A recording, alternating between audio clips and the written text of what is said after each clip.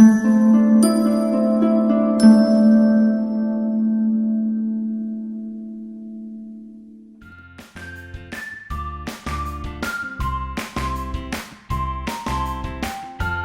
friends, welcome to South Indian Food Court. இன்னைக்கு நம்ம எறா 65 பண்ண போறோம். வாங்க எப்படி பண்ணலாம்னு பார்க்கலாம். தேவையான பொருள் பார்த்துடலாம்.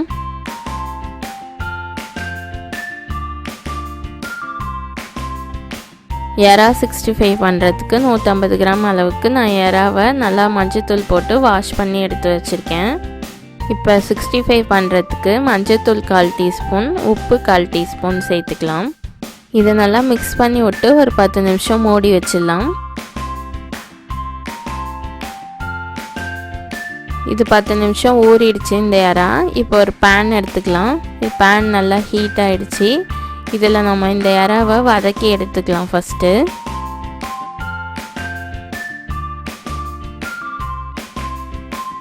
எண்ணெய் ஊற்றாமல் ட்ரையாக இதை வதக்கி எடுத்துக்கலாம். எறாவில் உள்ள பச்சை வடைலாம் போகட்டும். இதை ஒரு 3 நிமிஷம் வதக்குனா போதும்.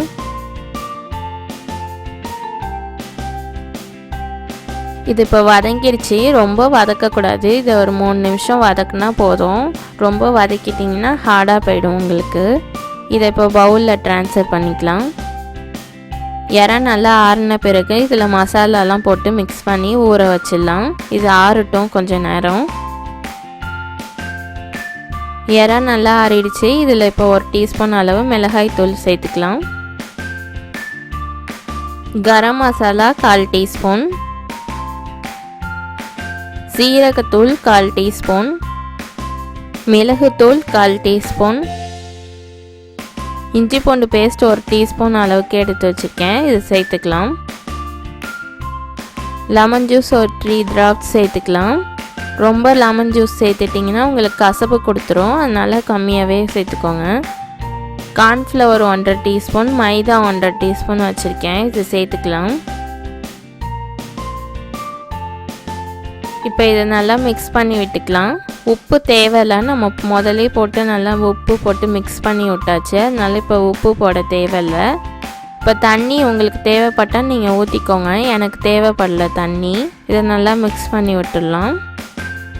10 நிமிஷம் இதை ஊற வச்சிடலாம். இப்போ 10 நிமிஷம் ஊறிடுச்சு. இப்போ பொரிக்கிறதுக்கு தேவையான அளவு எண்ணெய் ஊற்றி வச்சுருக்கேன். இதில் போட்டு பொரித்து எடுத்துக்கலாம். மீடியம் ஹீட்டில் வச்சு நல்லா பொரித்து எடுத்துக்கோங்க. ரொம்ப ஹீட்டாக இருந்துச்சுன்னா உங்களுக்கு கருகிடும். அதனால் மீடியம் ஹீட்டில் வச்சு இதை பொரித்து எடுத்துக்கலாம். இப்போ இதை திருப்பி விட்டுக்கலாம். ஒட்டி இருந்துச்சுன்னா அதை பிரித்து விட்டுக்கோங்க திருப்பி விடும் போது. இது அவ்வளோதான், பொரிஞ்சிருச்சு. இதை எடுத்துடலாம்.